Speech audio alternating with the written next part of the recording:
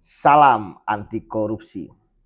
Presiden Prabowo Subianto menegaskan tekadnya untuk memberantas korupsi dan sudah menjadi arahan baik yang disampaikan pada saat pidato pelantikan presiden maupun ketika memberikan arahan kepada para menteri. Dalam hal ini khusus kepada kejaksaan dan kepolisian. Melawan korupsi tentu merupakan tekad kita bersama supaya tidak ada kebocoran anggaran, supaya tidak ada kerugian negara, supaya ada keadilan, supaya ada kesejahteraan bagi masyarakat, supaya tidak ada anggaran yang diselewengkan, supaya tidak ada kolusi, tidak ada nepotisme, dan hal-hal lain yang membuat koruptor menjadi semakin lebih kaya. Presiden di dalam pemberantasan korupsi memang merupakan panglima. Namun presiden tidak bisa mengintervensi terkait dengan suatu kasus.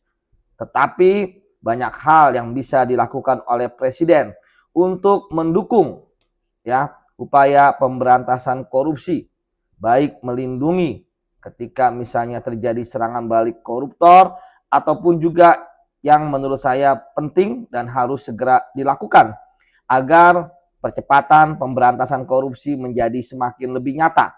Kita tahu ada 2 PR yang masih menjadi tanggungan dan tentu berlanjut sampai dengan Presiden Prabowo. Pertama, terkait dengan undang-undang perampasan aset yang sampai saat ini itu belum disahkan. Kita tahu nyawa dari undang-undang ini kalau disahkan adalah memiskinkan koruptor. Sebab secara teori koruptor lebih takut dia miskin dibandingkan dia harus mendekam lama di penjara.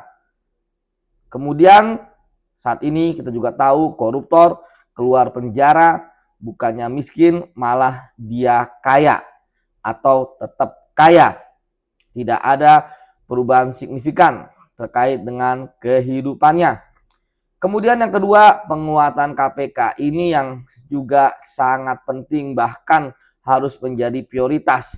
KPK yang lemah, KPK yang tak berdaya, KPK yang lebih banyak kontroversi dibandingkan prestasi memberantas korupsi harus diperkuat dengan kembali kepada undang-undang KPK yang lama, ataupun ketika misalnya direvisi itu dengan semangat penguatan KPK, kemudian memilih pimpinan KPK yang berintegritas dan calon dewas KPK yang kita tahu pada saat ini proses pemilihan keduanya harus mempunyai rekam jejak yang baik. Nah, dewas juga harus tegas hitam putih, tidak tebang pilih baik pimpinan maupun pegawai KPK. Dan yang terakhir pegawai KPK harus berintegritas. Seleksinya harus lebih ketat dan juga yang ada sekarang harus diperkuat lagi kebatinannya untuk berintegritas. Demikian saran saya untuk pemberantasan korupsi. Salam anti korupsi.